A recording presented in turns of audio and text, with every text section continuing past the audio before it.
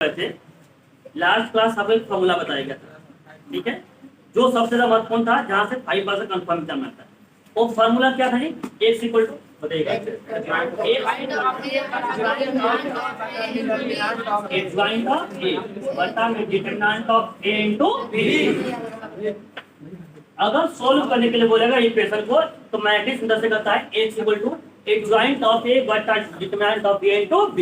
इसमें कहानी बताया थे if determinant of a equal to 0, अगर डिटरमिनेंट ऑफ a का मान क्या रहेगा 0, तो कंसिस्टेंट की इनकंसिस्टेंट, इसको क्या बोलेंगे?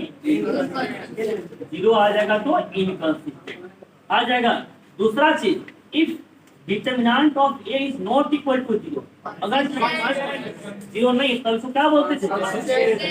ये बताया कि नहीं बताया? बताया ना थे। तो अब ध्यान से बनाया, अच्छी बात है, बनाने में दो चीज होता है। जब फर्स्ट बार बना रहे होंगे तो आपको बहुत सी चीज गलत भी बन रहा होगा, दूसरा चीज आपसे टाइम भी मुझे लग रहा होगा, आपको लग रहा है टाइम लग जाता है 10 मिनट 12 मिनट। इसको जितना ज्यादा प्रैक्टिस करेगा उतना ज्यादा आपके लिए बेटर रहेगा। तो कोशिश करना है कि इसको कम से कम 2-3 बार एक्सरसाइज को बनाना होगा आपको, तब जाकर से दोनों चीज, एक हो गया एक्यूरेसी और दूसरा हो गया टाइम मैनेजमेंट, और दो चीज अगर आप क्लियर कर लिए आपके लिए बेटर हो जाएगा। याद रखिएगा, तो दोनों चीजों पर फोकस करना होगा, और उसको फोकस करने का तरीका है आपको रिवाइज करना होगा, प्रैक्टिस करना होगा। तो स्टार्ट करते ध्यान से रखिएगा। पहले एक्सरसाइज 4.5 पुराने से 4.6 होगा और नए से 4.5 होगा।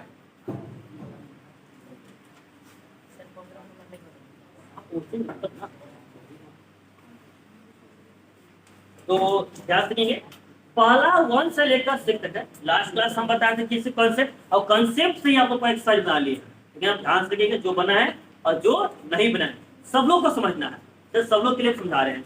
तो पहला 1 से लेकर 6 तक में बोला है चेक करना है, चेक द कंसिस्टेंसी, चेक करके बताइए क्या कंसिस्टेंट है या नहीं। तो कांस्टेंट चेक करने के लिए हमें पूरा निकलना पड़ेगा, सिर्फ क्या निकालना पड़ेगा? Determinant of a।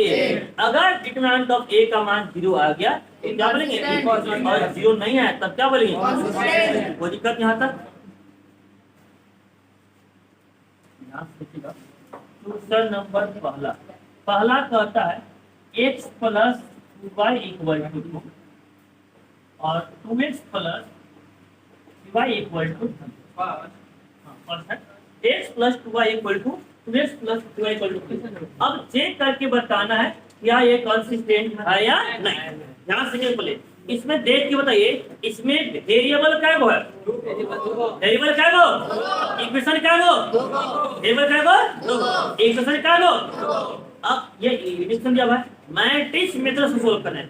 किस मेथड से? मैट्रिक्स। अब ध्यान से देखो, हम तरीका बताएं। अगर इक्वेशन दिया रहेगा, इक्वेशन को देखकर कैगो मैट्रिक्स बनाएंगे? कैगो मैट्रिक्स? कैगो? कौन कौन? A B. इक्वेशंस को देखकर सबसे पहले 3 मैट्रिक्स बनाएंगे। याद रखिएगा, सबसे पहले लेट मैट्रिक्स ए। अब ध्यान से मैट्रिक्स ए, मैट्रिक्स ए कहां से बनता है? वेरिएबल के गुणांक से। मैट्रिक्स जो होगा वो बनेगा वेरिएबल के गुणांक से। वेरिएबल का जो भी कोएफिशिएंट, जो भी गुणांक का, उस गुणांक से बनेगा मैट्रिक्स आपका ए बनेगा। तो पहला इक्वेशन से पहला रो, दूसरा इक्वेशन से दूसरा रो, और तीसरा इक्वेशन से तीसरा इक्वेशन ये है। तो पहला इक्वेशन से पहला इक्वेशन में देख के बताइए x का गुना कितना है? y का 2। दूसरा इक्वेशन में x का गुना y का 3। वो दिक्कत क्या था? ये हो गया a, फिर बनाएंगे b। b बताइए, b बनेगा इक्वल टू के right hand side, equal to के कहां पे? 2, यहां क्या है? 3। कॉलम में ही 2 और 3, और फिर बनेगा मैट्रिक्स x बनेगा वेरिएबल कौन कौन? वो दिक्कत जहां तक इक्वेशन देखकर पूरे 3 मैट्रिक्स लिख लेंगे, उसके बाद बनाएंगे। हमें पूछा है कंसिस्टेंट और इनकंसिस्टेंट, तो उसके लिए फिर क्या निकालना पड़ेगा? Determinant of a। Therefore determinant of a, यह 2 into 2 ऑर्डर का है कि 3 into 3 का? 2 into 2 में बताइए क्रॉस मल्टीप्लाई लगेगा कि टोपल में लगेगा? क्रॉस मल्टीप्लाई लगेगा ना। क्रॉस मल्टीप्लाई पहले डायगोनल एलिमेंट उठाते हैं, एक जगह 3 में 3 एक कम 3, बीच में क्या आ जाएगा माइनस, 2 जगह 2 में 2 दूना 3 में से 1 4 जाएगा, कितना आ जाएगा माइनस, माइनस 1 क्या 0 के बराबर है, जब 0 के बराबर नहीं है तो कंसिस्टेंट इनकंसिस्टेंट, कोई दिक्कत यहाँ तक कहीं कोई दिक्कत है नहीं ना। इसमें निकालने के वो बी एस नहीं जरूरत है, लेकिन फिर भी लिखेंगे, फिर क्या करेंगे लिखेंगे, कोई दिक्कत यहाँ तक, इसको लिखो। और इसमें इस इक्वेशन को सोल्व करने के लिए बी और एक्स का कहीं कोई जरूरत है, लेकिन फिर भी अभी समझने के लिए लिखते चल रहे हैं, कोई दिक्कत यहाँ तक। पहला बना लिए, दूसरा बनाकर दिखाई पड़ा दिन से, फिर से बनाए सब लोग। 2x minus y equal to 5, x plus y equal to 4। मतलब जितना ज्यादा प्रैक्टिस करिएगा उतना ज्यादा आपके लिए बेटर रहेगा। ध्यान से क्या लेंगे, सबसे पहले क्या किए इसमें मैट्रिक्स ए मानेंगे। ए का पहला रो में क्या क्या आया है 2 वाई का, दूसरा में 1 और आ जाएगा। फिर मैट्रिक्स बी मानेंगे तो आ जाएगा 5 और 4, और मैट्रिक्स एक्स मानेंगे तो x और y। अब ध्यान करिएगा, डिटरमिनेंट ऑफ ए बराबर क्रॉस मल्टीप्लाई 2 एकम, बीच में माइनस, माइनस एक जगह एक कितना आ जाएगा माइनस, माइनस एक माइनस माइनस प्लस 2 और 1 3 नॉट इक्वल टू 0। तब कोई दिक्कत यहाँ तक, इसी प्रकार से थर्ड बन जाएगा, कोई दिक्कत यहाँ तक, सबका सही है।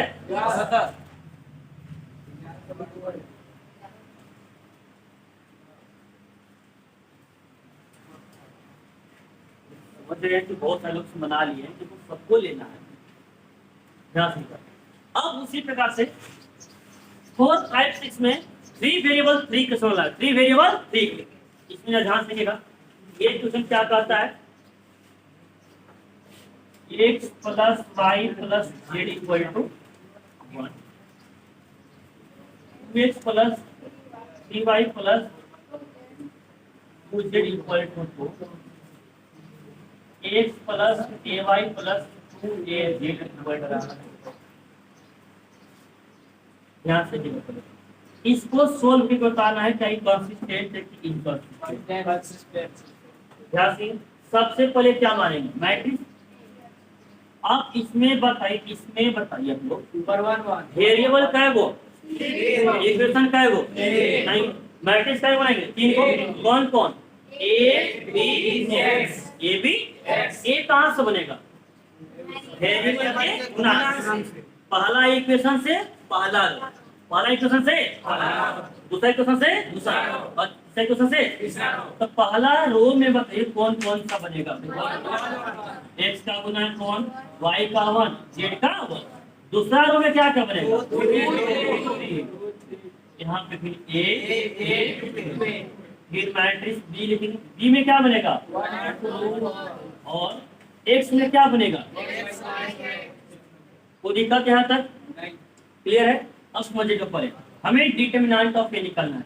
अब ये 3 into 3 का नहीं है, तो 3 into 3 का डिटरमिनेंट का मान निकालने के लिए हम लोग क्या लगाते हैं टोपन लगाते हैं। तो किसी भी एक के along R1 along R2 along R3 along C1 along C2 along C2, किसी भी एक के तहत सोल्व करिए, कोई दिक्कत नहीं।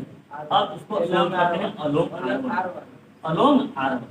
तो डिटरमिनेंट ऑफ ए बराबर लगाते हैं टोपन में, अलोंग R1 साइन क्या होता है plus minus plus, plus minus plus, plus 1 लेंगे तो 1 का रो 1 का कॉलम, 1 का रो 1 का कॉलम 3 गुना 6 6 इसमें माइनस 2 into कितना जगह 2, फिर प्लस को क्या होता है माइनस 1 लेंगे तो 1 का रो 1 का कॉलम, 1 का रो 1 कॉलम 2 दूना 4, कितना जगह 4 है माइनस, वो दिक्कत यहाँ तक। और फिर बीच में क्या जाएगा प्लस 1 लेंगे तो 1 का रो 1 का कॉलम, कितना जगह 2a माइनस, वो दिक्कत यहाँ तक। अब 6 में से 2 कितना जगह 4, यहाँ जगह 4 है, 4 में से 2 कितना जगह 2 माइनस 2 है, 2 में से माइनस से, वो दिक्कत यहाँ तक 4 है, 2 है माइनस कितना जगह माइनस 3, जो कि 0 के बराबर नहीं है। 4 में से कितना जगह a 0 के बराबर नहीं ना है, तो कर सकते हैं, क्या कहेंगे इसको कोई दिक्कत यहाँ तक।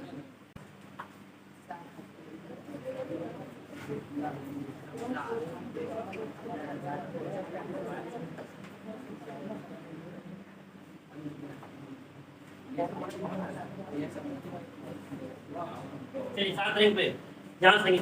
अब यहाँ से कहा है सोल्व द इक्वेशन, मतलब इक्वेशन को सोल्व करके आपको एक्स वाई का मान निकालना है। तो सबसे पहले इक्वेशन क्या होगा, इससे क्या बनाएंगे, मैट्रिक्स। क्या बनाएंगे, मैट्रिक्स। क्या मैट्रिक्स, कौन कौन, ए बराबर, ए में कौन कौन एलिमेंट आएगा, इक्वेशन पहला रो एक्स का गुणांक 5 है, वाई का 2, दूसरा से 7 और 3 आ जाएगा। बी में क्या बनेगा, और एक्स में क्या बनेगा, वो दिक्कत यहाँ तक। अब उसके बाद क्या निकालेंगे, determinant of A. Determinant of A बराबर क्रॉस मल्टीप्लाई 5 या 15, 7 गुना 14, 15 में से कितना है 1, जो 0 के बराबर नहीं है, मतलब इसको कह सकते हैं सॉल्यूशन एग्जिस्ट करेगा, इसका मान निकाला जा सकता है। वो दिक्कत यहाँ तक। अब बताइए फार्मूला कहता है X equal to adjoint of ए बटा determinant of A into B, इन्हें कहता जी। ये बताइए बी लिखा हुआ यहाँ पे है कि नहीं है, डिटर्मिनेंट ऑफ ए निकाल लिए, अब बच क्या गया, ये बताइए एडजॉइंट ऑफ ए का जो फार्मूला कहता है का डेंस कहता है कि नहीं कहता है, तो ई बताइए 2 into 2 मैट्रिक्स से करेंगे, तो 2 into 2 का डायगोनल मैट्रिक्स का एडजॉइंट निकालने का कोई जड़ी बूटी बता है, तरीका याद है। अगर 2 into 2 का रहेगा इसको बोलते हैं डायगोनल एलिमेंट, इसको क्या बोलते हैं, नॉन डायगोनल। इन्हें बताए थे रूल कहता है, जड़ी बूटी कहता है कि डायगोनल एलिमेंट को इंटरचेंज, इंटरचेंज के अदला बदली, ऊपर वाला नीचे और नीचे वाला ऊपर दे जाएगा।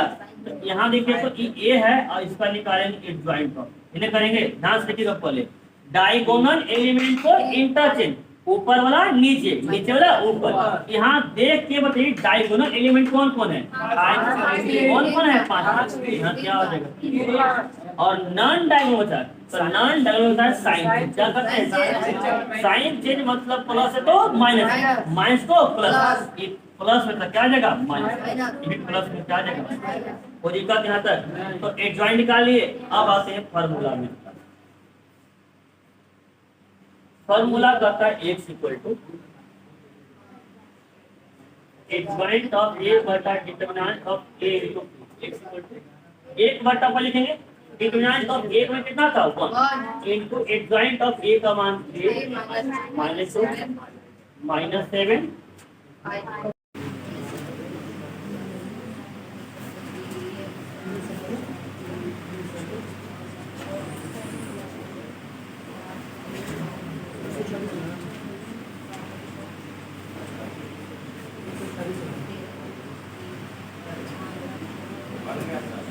कितना है, x का मान टू y का मान 213, सही है, आ गया। हर एक को लिखना है।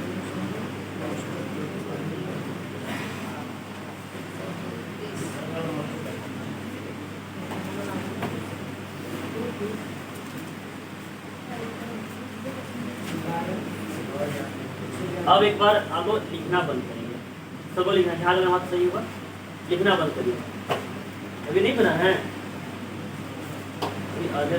सिर्फ लिखना बंद है, समझ पर ठीक ना, उसके आगे भी बनाइएगा।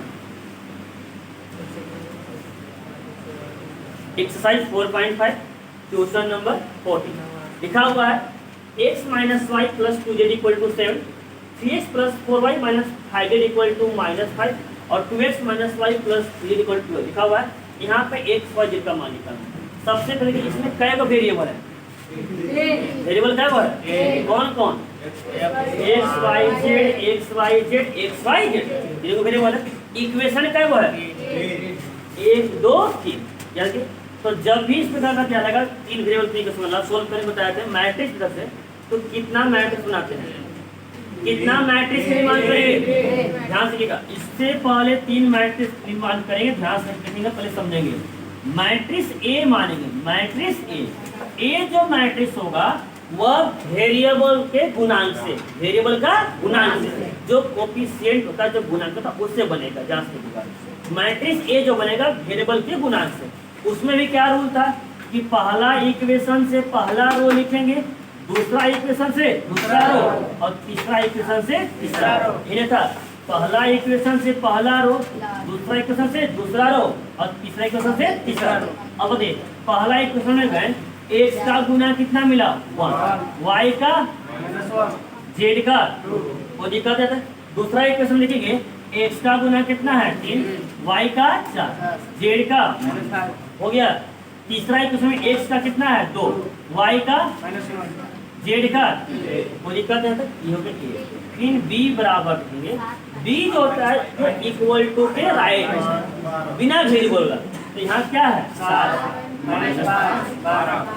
अब उसके बाद एक मैट्रिक्स x होगा, x होगा जो वेरिएबल में, एकरा में कौन कौन वेरिएबल है x y। बताइए यहाँ से 3 मैट्रिक्स लिखने में कहीं कोई दिक्कत है। पहला जो a रहेगा वेरिएबल के गुणांक से, b जो रहेगा बिना x y constant number equal to के राइट साइड में रहेगा, और x जो हो जाएगा वेरिएबल। अगर x y z है तो x y z, p q r है तो p q r, u v w है तो u v w। कोई दिक्कत यहाँ तक। अब क्या सॉल्व करेंगे, अब यहाँ से निकालेंगे डिटरमिनेंट ऑफ a का मान। कहानी याद ना, किसी भी a के अलोंग चलेंगे, अलोंग r1 a का डिटरमिनेंट और डिटरमिनेंट ऑफ a बराबर याद है। साइन क्या होता है plus minus plus, plus minus plus, plus 1 लेंगे तो 1, 1 का ये रो और 1 का कॉलम, बंद करेंगे क्रॉस मल्टीप्लाई 4 क्या 12, बीच में क्या आ जाएगा माइनस, माइनस एक जगह -5 को मल्टीप्लाई करेगा, माइनस माइनस प्लस, 5 से कम 5। और दिक्कत यहाँ तक लिखना बंद करिए। हाँ बोलिए क्या सोचे पहले, आवाज ही नहीं जा रहा, क्लास में पढ़ ही नहीं रहा है। बताइए अब प्लस के बाद क्या होता है क्या होता है माइनस होता है। अब यहाँ कितना है माइनस माइनस। अब इसका रो कॉलम बंद करेंगे, रो और कॉलम बंद कर दिए, रो और कॉलम क्रॉस मल्टीप्लाई करेंगे, 3 तिहाई 3 तिहाई, बीच में दो जगह -5 कितना देगा 2 गुना माइनस कितना देगा माइनस माइनस। वो दिक्कत यहाँ तक। फिर प्लस ना होता था plus, plus minus plus, plus 2 लेंगे तो 2 का रो 2 का कॉलम, 2 का रो 2 का कॉलम, 4 एलिमेंट दिखा गुना करेंगे, 3 गुना माइनस से कितना देगा 4 गुना 8, -3 -8। वो दिक्कत यहाँ तक।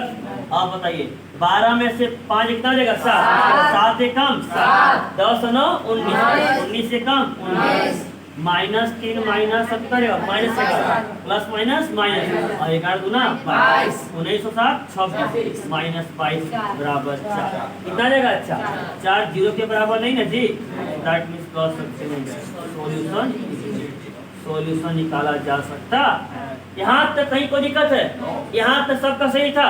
अब देखिएगा ध्यान से, अब निकालना एक ज्वाइंट, तो एक ज्वाइंट का फॉर्मूला क्या होता है कोफैक्टर का टेस्ट। कोफैक्टर निकालिए बताते हैं, a 11 a 12 a 22 a 23।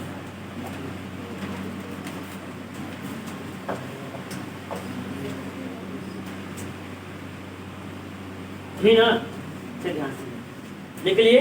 उसके बाद क्या लगाते हैं साइन, क्या लगाते हैं साइन, क्या साइन, 11 का साइन, 12 का माइनस, 13 का प्लस, 21 का माइनस, 22 का प्लस, 23 का माइनस, 31 का प्लस, 32 का माइनस, 33 का प्लस। वो दिक्कत यहाँ तक।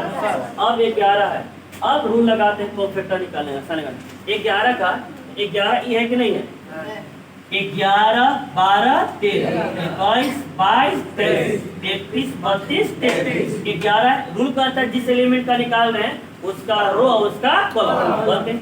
11 का रो 11 कॉलम बंद करेंगे, 4 को एलिमेंट, चारों में क्रॉस मल्टीप्लाई, 4 या 12 और माइनस माइनस प्लस, 5 से कम 5, तो 12 बीच में क्या होता है माइनस माइनस माइनस प्लस, तो 5 से कम 5 हो जाएगा जी। अब 12 में से 5 कितना जाएगा 7। कोई दिक्कत यहाँ तक, यहाँ से कहीं कोई दिक्कत है। 12 का निकालेंगे, 12 का कॉलम बंद करेंगे, 3 तिहाई 9 और -5 जाएगा जो कितना जाएगा -10, तो 9 और माइनस माइनस प्लस 10, 10 9 19, तो -19 आ जाएगा। 13 का निकालेंगे, 13 यहाँ है कि नहीं है, 13 का कॉलम बंद करेंगे, 3 गुना माइनस से कितना आ जाएगा -3, बीच में माइनस, 4 गुना 8 -11। ये आप चाहेंगे तो ये अलग R1 सोल्व किए कि नहीं सोल्व किए, अलग R1 सोल्व किए हैं। ब्रैकेट वाला 11 का मान, 12 का मान, 13 11 का मान 10 का 10, 12 यहाँ वाला 10 का 10 और 13 यहाँ 10। और यही आ जाएगा, इन्हें नहीं निकालना पड़ेगा, जल्दी बन जाएगा। वही E11 E12 भी 13 कोई दिक्कत यहाँ तक। अब चलिए 21, A21 यहाँ है कि नहीं है, 21 का देखिए रो अभी बंद हो जाएगा, माइनस एक जगह 3 में कितना आ जाएगा माइनस, बीच में माइनस एक जगह 2 में माइनस 2 तो माइनस माइनस 3 2 प्लस 2 में माइनस एक और माइनस प्लस आ जाएगा। 22 का मान निकालेंगे, 22 यहाँ है, 22 करके रो और कॉलम बंद, 3 एकम 3 और 2 दूना 4 मतलब 3 माइनस 7 माइनस आ जाएगा। 23 निकालेंगे, 23 यहाँ है, 23 का रो कॉलम बंद करेंगे, 1 इंटू माइनस कितना आ जाएगा माइनस, बीच में माइनस 2 जगह माइनस कितना आ जाएगा माइनस 2 माइनस 2 में से एक जगह एक, 12 का माइनस तो माइनस। कोई दिक्कत यहाँ तक। 31 का निकालेंगे, 31 का रो 31 का कॉलम, 31 यहाँ है, 31 का रो कॉलम बंद करेंगे, माइनस 1 माइनस 5 को मल्टीप्लाई करेगा, माइनस प्लस 5 से कम 5, बीच में क्या आ जाएगा माइनस आ जाएगा, और 4 गुना 5 में से 8 में कितना बचेगा माइनस। 32 का निकालेंगे, 32 यहाँ 32 का रो हो जाएगा एक कॉलम, 1 गुना माइनस 5 और 3 गुना 6 माइनस 5 माइनस 6 माइनस 11 तो प्लस 11 आ जाएगा। 33 निकालेंगे, यहाँ है 33 का रो कॉलम बंद, 4 एकम 4 और 3 गुना माइनस कितना माइनस 3 तो 4 और माइनस प्लस 4 और 3 7। यहाँ तक कहीं कोई दिक्कत है, यहाँ तक कहीं कोई दिक्कत है, यहाँ तो सबका सही था, सबका सही था। अब आते हैं एड ज्वाइंट का formula, add joint of A बराबर कोफैक्टर का भिन्न होता है जी। या डायरेक्टली निकालेंगे तो 11 12 13 रो में 11 कहाँ जाएगा कॉलम में, बस पहला कॉलम दूसरा कॉलम तीसरा कॉलम डैश निकालेगा, झंझट खत्म। आ जाएगा पहला कॉलम कितना आ जाएगा 7, दूसरा कितना आ जाएगा फिर यहाँ पे, फिर वहाँ पे 1 माइनस 1 माइनस 3 11। कोई दिक्कत यहाँ तक, डैश निकालेगा झंझट खत्म। अरे जब लिखेंगे इसको 11 12 13 तो 7 लिखते हैं माइनस 11 लिखते हैं, इस प्रकार से लिखते नहीं लिखते। तो ये रो में था, डैश निकाले कहाँ गया कॉलम में, 7 माइनस 11 आया कि नहीं आया, वही कहानी आ गया। कोई दिक्कत यहाँ तक, एक ही बार में सॉल्व हो गया। अब चलेंगे फॉर्मूला, क्या चलेंगे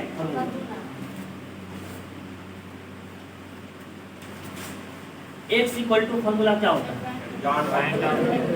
ज्वाइंट ऑफ ए बटा determinant of a to b, ये होता है x इक्वल टू पहले किसका मान 1 बटा डिटरमिनेंट ऑफ ए का मान कितना था into adjoint of A 7 1 minus 3 minus 19 minus 1 11 minus 11 minus 1 7 into आ जाएगा 7 माइनस 5। कोई दिक्कत यहाँ तक। अब यहाँ तो लिख चुके थे, यहाँ कहीं कोई दिक्कत नहीं है, क्लियर यहाँ तक है, यहाँ तक मिटा दें।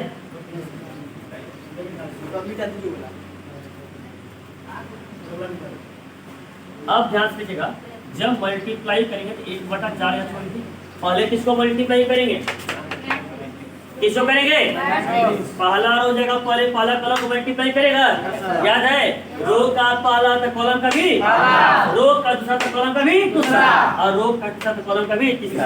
7 जगह 7 49 आ जाएगा। फिर एक जगह माइनस कितना जाएगा -1 और -3 जगह प्लस माइनस बाकी 36। और दिक्कत यहाँ तक। फिर दूसरा हो जाएगा कॉलम को मल्टीप्लाई करें, -19 जगह 7 में प्लस माइनस माइनस 19 7 आ जाएगा 133, इसमें प्लस आ जाएगा। माइनस एक जगह -5 को माइनस माइनस प्लस 5 एकम 5, इसमें प्लस 11 जगह 12 में तो 12 गुनेगा कितना जगह 100। कोई दिक्कत यहाँ तक।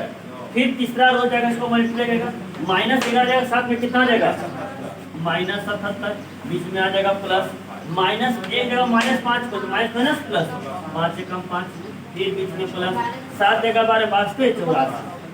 कोई दिक्कत यहाँ तक। x equal to 1/4। ठीक बताइए, -36 सब -5 कितना हो जाएगा -41, -36 सब -5 -41, 49 में से 21 घट जाएगा जी, कितना बचेगा 8, यानी कि 32 और 5 37, 132 और 5 137 में से 130 का कितना बचेगा 84 और 5 89, 89 में से अगर हम माइनस करेंगे 77 कितना रहेगा 12। कोई दिक्कत यहाँ तक? लास्ट में इस x को जगह पे x y और z यहाँ पे x y z और बराबर मैट्रिक्स के बाहर कोई संख्या है, मैट्रिक्स के अंदर जाकर सबको मल्टीप्लाई करेगा। 1/4 8 में से 4 गुना 8, 4 एकम 4, 4 क्या 12 आया। therefore x बराबर 2, y बराबर 1 और z बराबर 3। कोई दिक्कत यहाँ तक? अब कितने लोग का आंसर बिल्कुल सही आया हुआ है? कंप्लीट। कितने लोग का आधा सही है? पूरा नहीं बिल्कुल।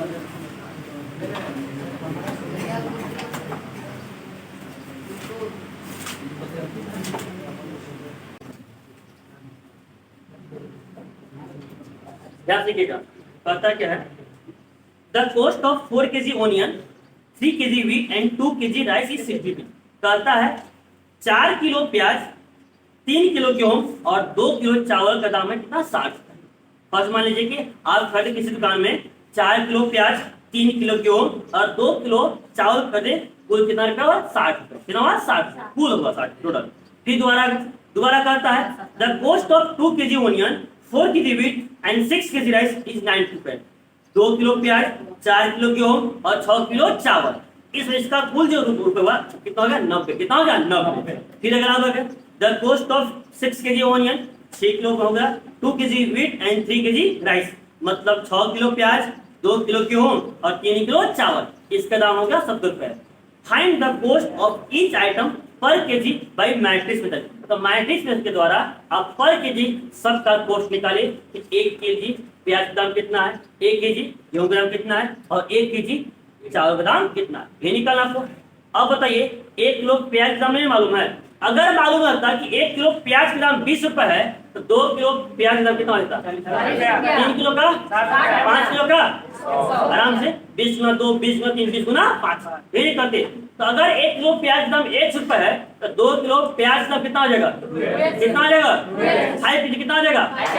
1 किलो चावल का दाम अगर y रुपए है तो 5 किलो चावल का कितना हो जाएगा? 1 किलो गेहूं का दाम अगर z रुपए है बताइए 3 किलो गेहूं का कितना हो जाएगा? ये होगा। अब ध्यान से क्या अकॉर्डिंग टू हम लोग मान लेते हैं कॉस्ट ऑफ 1 kg ऑनियन था ना, उसमें 1 kg ऑनियन ये हो गया आपके पास 1 ठीक है। कॉस्ट ऑफ 1 kg wheat मतलब गेहूं क्या आ गया? वाइट। फिर आ गया कॉस्ट ऑफ 1 kg राइस, ये आ गया। यहाँ तक अब अकॉर्डिंग टू फिजिक्स चलते हैं, ध्यान सुनिएगा। पहले फर्स्ट टाइम जो दुकान में गए, दुकान में कहता है 4 kg ऑनियन, 3 kg वीट और 2 kg राइस, 4 किलो प्याज, 3 किलो गेहूं और 2 किलो चावल, कुल का दाम है 60 रुपए। तो ये बताइए 1 किलो प्याज का दाम कितना है? तो 4 किलो प्याज का कितना हो जाएगा? बीच में प्लस सब बोल बोला जी। 1 किलो गेहूं का दाम कितना है? वाई। तो 3 किलो गेहूं का कितना हो जाएगा? कोई दिक्कत यहाँ तक? प्लस 1 किलो चावल का दाम कितना है? जेड। तो 4 किलो दाम कितना हो जाएगा? 4 नहीं 2 है, 2 किलो बराबर कितना हो जाएगा? इक्वेशन एक बना के नहीं बना, बन गया। फिर आगे देखिएगा, फिर आगे करता है अगला बात 2 किलो प्याज, 4 किलो गेहूं और 6 किलो चावल। बताइए 2 किलो प्याज, 1 किलो प्याज दाम कितना है? 1, तो 2 कितना हो जाएगा? कोई दिक्कत यहाँ तक? 4 किलो गेहूं तो 1 किलो गेहूं में कितना? 1 किलो गेहूं का दाम कितना है? वाई। तो 4 किलो गेहूं का कितना हो जाएगा? 1 किलो चावल का कितना है? जेड। तो 6 किलो चावल कितना हो जाएगा? बराबर की हो जाएगा 90। कितना हो जाएगा? 90। यहाँ भी मान लीजिए कितना, या आप इसको चाहिएगा तो छोटा करते, इससे आपका जो गुना भागा जो घटा होगा वो छोटा हो जाएगा। कैसे? इन तीनों से 2 कॉमन कर सकते हैं, इन तीनों से 2 कॉमन कर लेंगे, यहाँ से x plus 2y plus 3z equal to 90। 2 से कट जाएगा 45 बार में, आराम से आया कि नहीं आया? आ जाएगा x plus 2y plus 3z equal to 45। Equation number 7। कोई दिक्कत यहाँ तक? अब आते हैं थर्ड में, एक और लास्ट में बोला गया। लास्ट में कहता है 2 kilo cost of 6 kg onion, 6 kilo प्याज, 2 किलो गेहूं और 3 किलो चावल, तो 6 किलो प्याज है। 1 किलो प्याज का कितना है? 1, 6 किलो कितना आ जाएगा? आ जाएगा। फिर बोला है 2 किलो गेहूं, तो 1 किलो गेहूं में कितना है? वाई, हो जाएगा यहाँ पे वाई आ जाएगा। फिर 3 किलो चावल कितना आ जाएगा? 3 किलो। इन सभी का दाम कितना है? 70। कोई दिक्कत यहाँ तक? यहाँ तक कहीं कोई दिक्कत है? अब बताइए 3 इक्वेशन बना कि नहीं बना? पहले था कि इक्वेशन लेता था, इसे इक्वेशन बनाना पड़ा, बन गया। अब आराम से इक्वेशन से 3 मैट्रिक्स बनेंगे।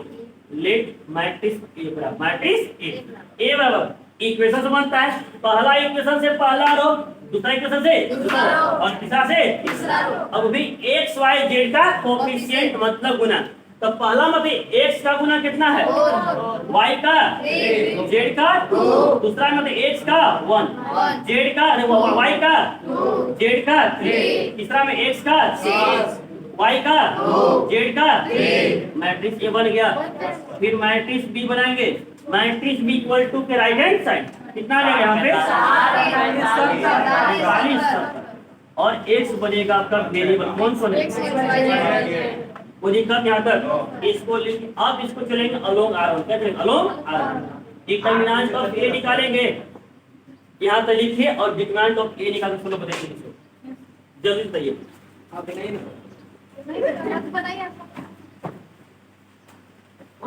पूरा बना सकते हैं,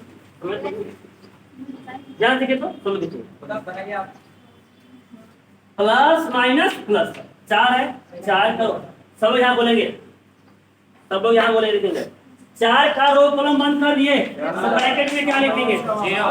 रो कॉलम बंद के 3 गुना माइनस प्लस के बाद माइनस 3 लेंगे, रो कॉलम बंद। ये हो गया रो, ये क्या हो गया? कॉलम।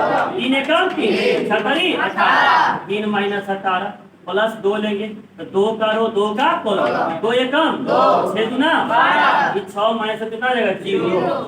3 में से 18 कितना देगा? -15, माइनस माइनस प्लस 15 किया 45, 2 में से 12 कितना देगा? -10, प्लस माइनस माइनस 10 गुना 20, 45 माइनस कितना देगा? 25, कितना देगा? 25, इट्स नॉट इक्वल टू 0। मतलब कह सकते हैं कि इसका जो सॉल्यूशन है वो एग्जिस्ट करेगा। उसके बाद A11 A12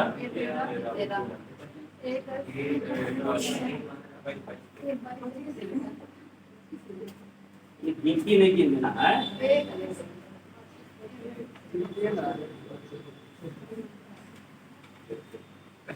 ध्यान से साइन लगाएंगे ना।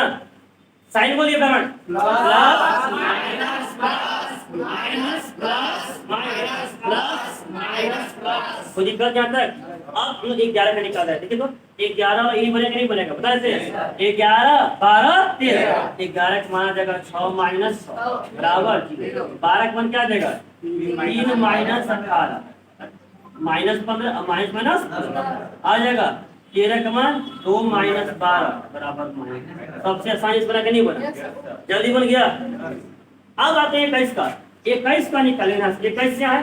21 का रो कॉलम बंद करेंगे। 3 क्या है? 9, 2 दूना 4, 9 माइनस 4 बराबर 5 माइनस 22 निकालेंगे, तो 22 का 22 का रो 22 का कॉलम 4 क्या है? 12, 6 दूना 12, 12 माइनस 12 कितना हो जाएगा? 0। 23 निकालेंगे, 23 यहाँ है, 23 का रो कॉलम बंद करेंगे, 4 दूना 8, 7 18, 8 minus 18 minus minus minus plus. कोई दिक्कत यहाँ तक? 31 निकालेंगे, 31 का रो कॉलम बंद, 31 यहाँ है, रो कॉलम 3 क्या है? 9, 2 दूना 4, 9 माइनस 4 बराबर 32 निकालेंगे, 32 से रो कॉलम रो और कॉलम 4 क्या है? 12, 2 एकम 2, 12 माइनस 2 बराबर आ जाएगा माइनस 10। किस निकालेंगे? एक कॉलम रो 4 दूना 8, 3 एकम 3, 8 माइनस 3 बराबर आ जाएगा। यहाँ पे कहीं कोई दिक्कत है? यहाँ पे कहीं कोई दिक्कत है? लिखिए फटाफट लिखिए, पूरा सोल्व करिए, जो पूरा नहीं डालेंगे तो नहीं डालेंगे, अब बहुत प्रूफ करेंगे, अपने को नहीं बनाना पड़ेगा।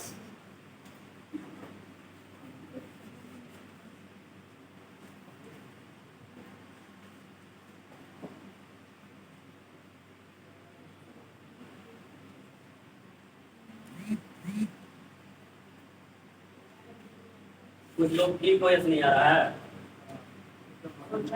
कुछ लोग टीचर की वजह से भाग रहा है कि नहीं? कुछ लोग को लगन आने वाला तो भाग रहा है। शादी है कुछ लोग की।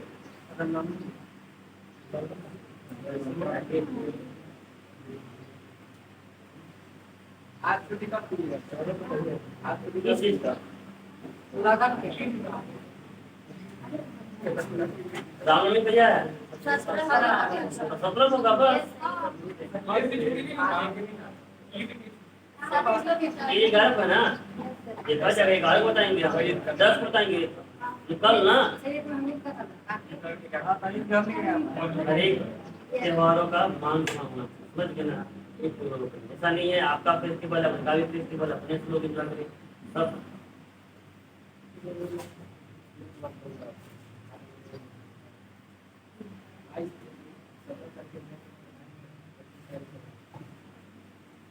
शादी ब्याह में जाना है, हो जाता है।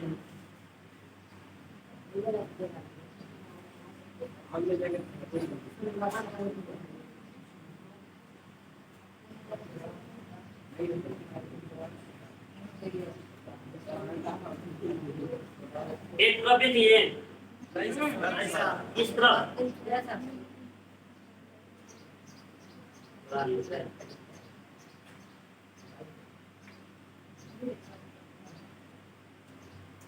इन्होंने भाग रहा है ना टी-शर्ट को लेकर, टी को लेकर, तो पहले कि अगर फ्यूचर बनाना है सही तरीके से चलो, तो फिर बाद में तो पछता के जैसे अभी तो गरीब जन में गुजरे थे।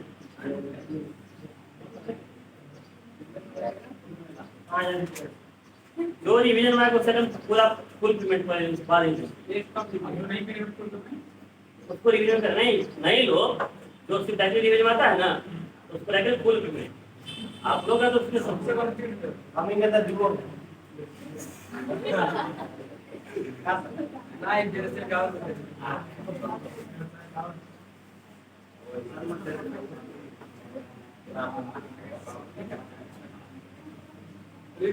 पैसा लेते हैं। अब जो हमसे नहीं पढ़ा लास्ट में से लास्ट में अगर एग्जाम करें लेंगे ही ना लेंगे जी, हम आप लोग के रख दे एग्जाम आता तो वही बहाना आता है, कहता है सर हम गांव से आए हैं, अभी नहीं पहले नहीं पढ़ रहे थे। आज चेहरा चिन्ह के टेंशन मत सब बैच क्या मुझे बच्चे लोग याद है, कौन बच्चे में आया सब क्या सर ठीक है। ये एक तरफ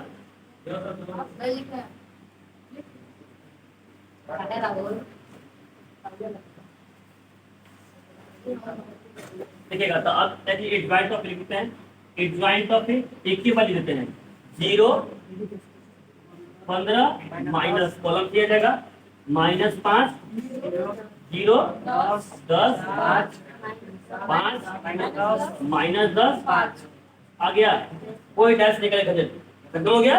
अब चलते हैं x equal to formula adjoint of ए बटा determinant of A into B. x equal to 1/25 हो जाएगा, एडजॉइंट ऑफ ए 0 -5 5 15 0 -10 -10 10 और 5 इनटू मैट्रिक्स बी क्या था जी 60 45 ये था। मल्टीप्लाई करेंगे पहले 1/25, ध्यान से ठीक है, पहले पहला रो पहला कॉलम 0 गुना 60 कितना आ जाएगा 0 प्लस माइनस माइनस और 45 गुना 5 करेंगे ना कितना आ जाएगा 225 कोई दिक्कत यहाँ तक। फिर बीच में प्लस 5 जाएगा 70 में मल्टीप्लाई 7 25 35 300 कोई दिक्कत यहाँ तक। फिर दूसरा हो जाएगा 15 जगह 60 में तो 15 छक्का 90 900 आ जाएगा, बीच में प्लस 0 जगह 35 कितना आ जाएगा 0 प्लस माइनस माइनस 10 जगह 70 कितना 700 कोई दिक्कत यहाँ तक।